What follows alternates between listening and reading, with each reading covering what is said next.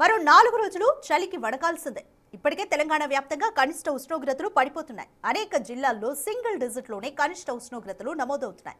రానున్న రోజుల్లో చలి ఎక్కువే తప్ప తగ్గే సిచ్యువేషన్ అయితే కనిపించడం లేదు. ఏ జిల్లాల్లో చలి ఎలా ఉండబోతోంది? ఇటువంటి వివరాలపైన వాతావరణ శాఖ అధికారి ధర్మరాజుతో మా ప్రతినిధి అంజుమ ఫేస్ టు ఫేస్.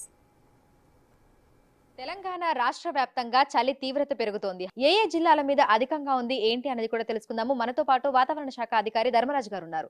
మిగతా విషయాలను ఆయన మాటల్లోనే అడిగి తెలుసుకుందాము. నమస్తే సార్. సరే, ఇటు హైదరాబాద్ తో పాటు తెలంగాణ రాష్ట్ర వ్యాప్తంగా కూడా చలి తీవ్రత అనేది పెరుగుతోంది. ప్రస్తుతం ఏ జిల్లాలలో ఎంత మేరకు కనిష్ట ఉష్ణోగ్రతలు నమోదవుతున్నాయి?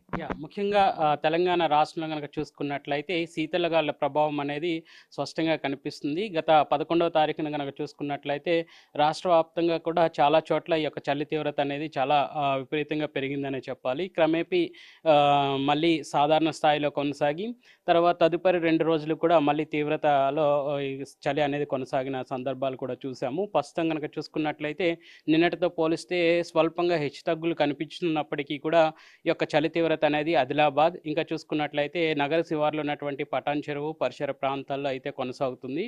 నిన్నటితో పోలిస్తే స్వల్పంగా ఈ యొక్క ఆదిలాబాద్ జిల్లాలో నిన్న చూసుకున్నట్లయితే కనిష్ట ఉష్ణోగ్రతలు 8.2 డిగ్రీల వరకు నమోదవగా ఈ రోజు కనుక చూసుకున్నట్లయితే సుమారు 9.2 డిగ్రీల వరకు కూడా ఈ యొక్క కనిష్ట ఉష్ణోగ్రతలు అనేవి నమోదవుతున్నాయి. సో స్వల్పంగా ఈ యొక్క పెరుగుదల అనేది కూడా మనం గుర్తించవచ్చు.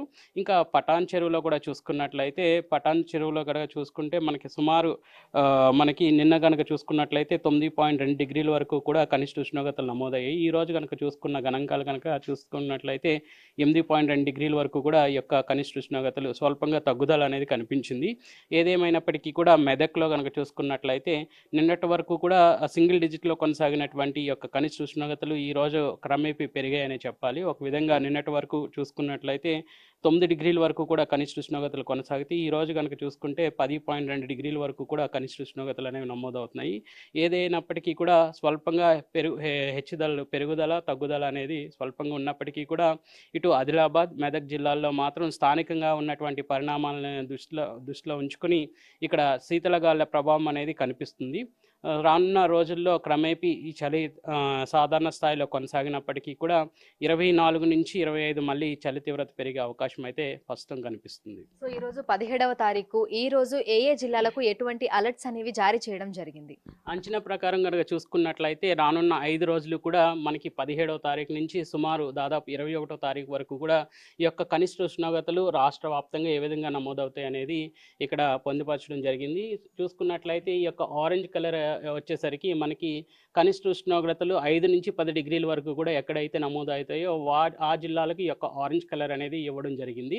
ఇంకా ఎల్లో కలర్ వచ్చేసరికి మనకి పసుపు కలర్ వచ్చేసరికి ఏ జిల్లాల్లో మనకి 11 నుంచి 15 డిగ్రీల వరకు కూడా కనిష్ట ఉష్ణోగ్రతలు నమోదవుతాయి ఆ జిల్లాలకు ఎల్లో కలర్ హెచ్చరికలు ఎల్లోతో సూచించడం జరిగింది. ఇంకా గ్రీన్ కలర్ వచ్చేసరికి ఒక విధంగా 15 డిగ్రీల కన్నా అధికంగా ఈ యొక్క కనిష్ట ఉష్ణోగ్రతలు నమోదైతే ఆ జిల్లాలకు మాత్రం ఈ యొక్క గ్రీన్ కలర్ అనేది ఇండికేట్ చేయడం కూడా జరిగింది. సో రానున్న 5 రోజులు అంచనా ప్రకారం 17వ తారీఖు నుంచి 18, 19, 20, 21వ తారీఖు వరకు కూడా ఈ యొక్క కనిష్ట ఉష్ణోగ్రతలు అనేవి ఏ విధంగా రాష్ట్ర వ్యాప్తంగా కొనసాగుతాయి, ఏ జిల్లాల్లో అధికంగా నమోదవుతాయి, స్వల్పంగా నమోదవుతాయి అనేది కూడా అంచనా ప్రకారం ఇక్కడ వేయడం అనేది జరిగింది. సో శీతలగాలుల ప్రభావం అనేది ఏ జిల్లాల మీద ఎక్కువగా ఉంది అంటారు? ఎందుకంటే ఉత్తర భారతదేశం నుంచి మనకి ఆ చలిగాలులు అనేవి వచ్చినప్పుడు ముఖ్యంగా ఉత్తర జిల్లాల మీద ఎక్కువగా ఇంపాక్ట్ అనేది చూపిస్తుంది. కానీ ప్రస్తుతం ఇటు హైదరాబాద్ పరిసర ప్రాంతాలలో కూడా చలిగాలుల తీవ్రత అనేది ఎక్కువగా ఉంటుంది.